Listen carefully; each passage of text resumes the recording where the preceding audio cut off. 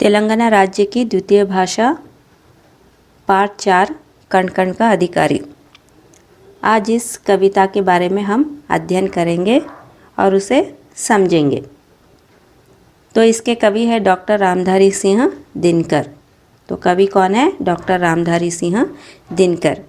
तो डॉक्टर रामधारी सिंह दिनकर ने इस कविता के द्वारा मेहनत के महत्व को समझाया है और प्रकृति में जो उपस्थित चीज़ें हैं उसके अधिकार के बारे में उन्होंने वर्णन किया है।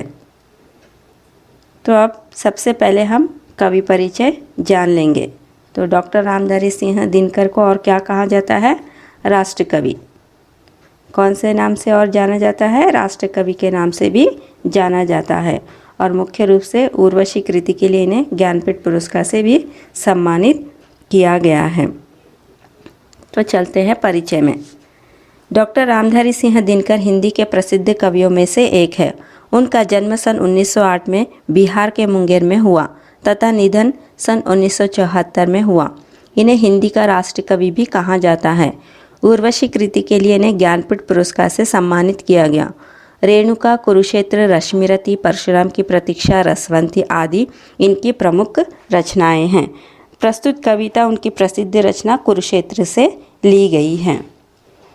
तो डॉक्टर रामधारी सिंह दिनकर हिंदी के प्रसिद्ध कवियों में से एक हैं। तो हिंदी के जितने भी प्रसिद्ध कवि हैं उनमें से एक डॉक्टर रामधारी सिंह दिनकर भी है।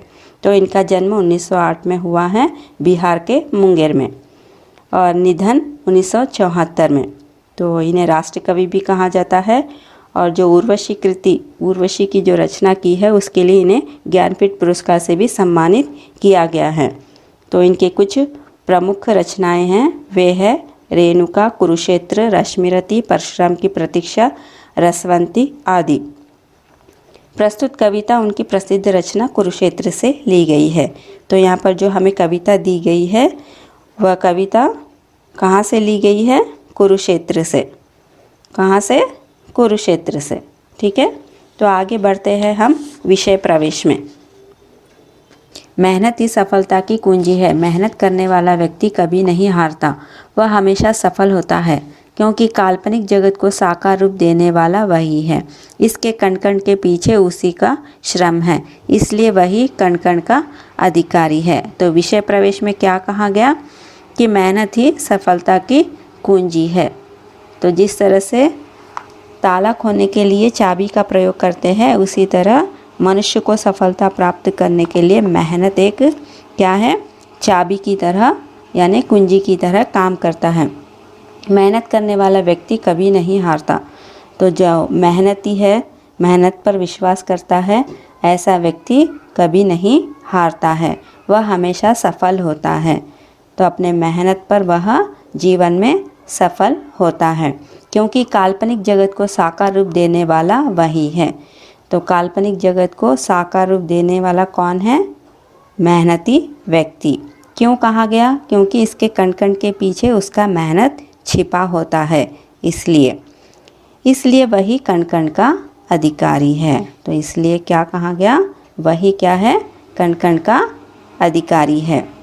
तो आगे हम चलते हैं कविता के बारे में जान लेंगे। एक मनुष्य संचित करता है अर्थ पाप के बल से और भोगता उसे दूसरा भाग्यवाद के छल से।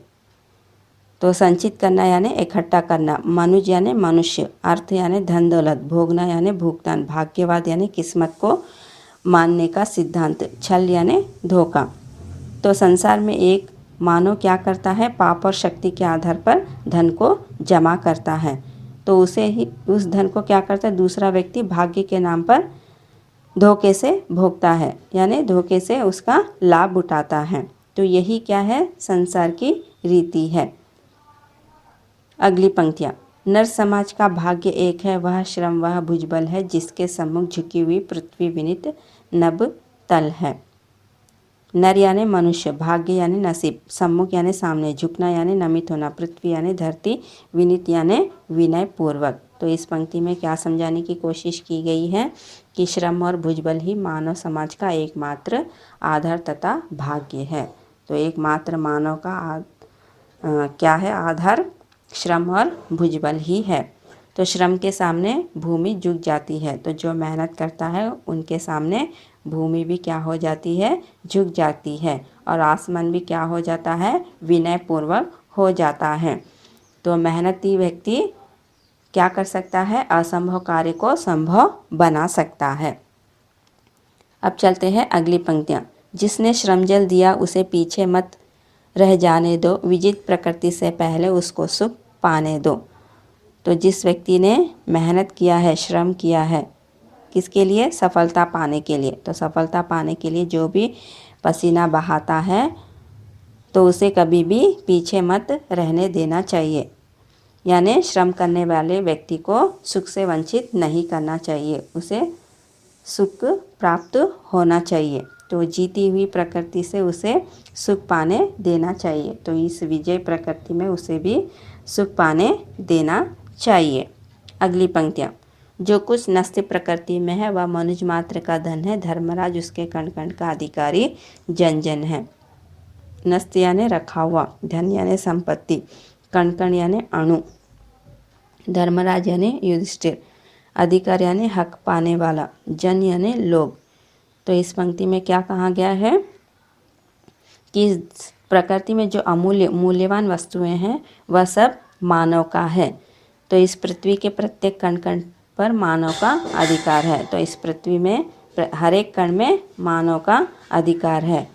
तो इसलिए प्रकृति की सभी चीज़ों को समान रूप से लोगों में बांटना चाहिए। तो धर्मराज से क्या कहा कि प्रत्येक कण कण का अधिकारी कौन है, मानव है। तो इसे धर्मराज को क्या करना चाहिए, लोगों में समान रूप से बांटना चाहिए। तो इस कविता के द्वारा मेहनत करने वाले और उनके अधिकार के बारे में समझाया गया है। तो आपको बहुत अच्छे से ये कविता समझ में आई है। तो और एक बार हम इस कविता का अध्ययन करेंगे। एक मनुष्य संचित करता है अर्थ पाप के बल से और भोगता उसे दूसरा भाग्यवाद के छल से। नर समाज का भाग्य एक है, वह श्रम वह भुजबल है, जिसके सम्मुख झुकी हुई पृथ्वी विनीत नभ तल है। जिसने श्रम जल दिया उसे पीछे मत रह जाने दो, विजित प्रकृति से पहले उसको सुख पाने दो। जो कुछ नस्य प्रकृति में है वह मनुष्य मात्र का धन है, धर्मराज उसके कण कण का अधिकारी जन जन है। तो इस तरह से डॉक्टर रामधारी सिंह दिनकर ने मजदूरों के प्रति उनके मेहनत और उनके अधिकारों के प्रति बहुत ही सुंदर ढंग से उन्होंने इस कविता के आधार पर वर्णन किया है। तो आप सबको यह कविता बहुत अच्छी लगी होगी, पसंद आया होगा। तो आपको यह याद रखना होगा कि विशेष रूप से यह एक राष्ट्रीय कवि भी है और उर्वशी कृति के लिए इन्हें ज्ञानपीठ पुरस्कार से सम्मानित किया गया है। तो इस बात को अच्छे से याद रखिए क्योंकि प्रश्न पत्र में ऐसे प्रश्न पूछे जाते हैं। धन्यवाद।